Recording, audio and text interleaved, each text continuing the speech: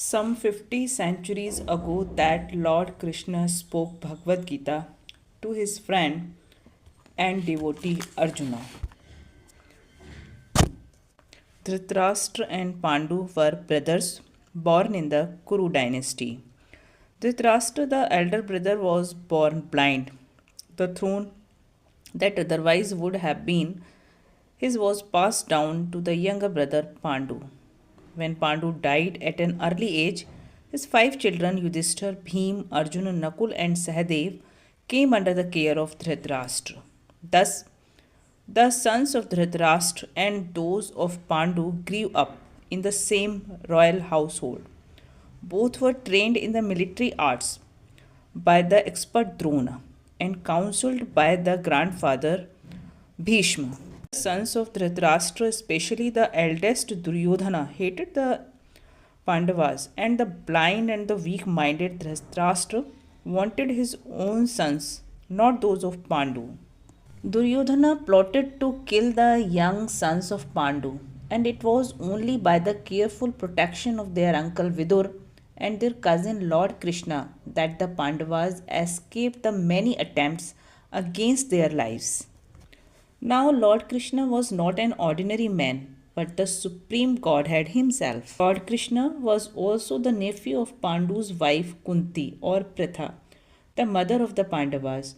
So, both as a relative and always Krishna favored the righteous sons of Pandu and protected them.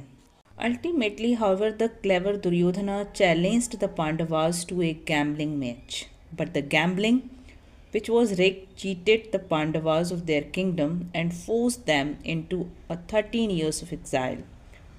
Upon returning from exile, the Pandavas rightfully requested their kingdom from Duryodhana, who bluntly refused to yield it.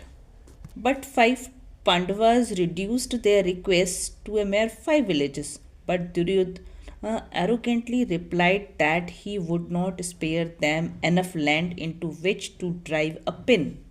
After that, Krishna himself took the role of messenger for the sons of Pandu and went to the court of Dhritarashtra to plead for peace. When his pleas were refused, now the war was now certain. As God, Lord Krishna would not personally fight, but whoever so desired might avail himself of Krishna's army, and the other side could have Krishna himself as an advisor and helper. Duryodhana, the political genius, snatched at Krishna's armed forces, while the Pandavas were equally eager to have Krishna himself. In this way, Krishna became the charioteer of Arjuna. This brings us to the point at which the Bhagavad Gita begins, with the two armies arrayed.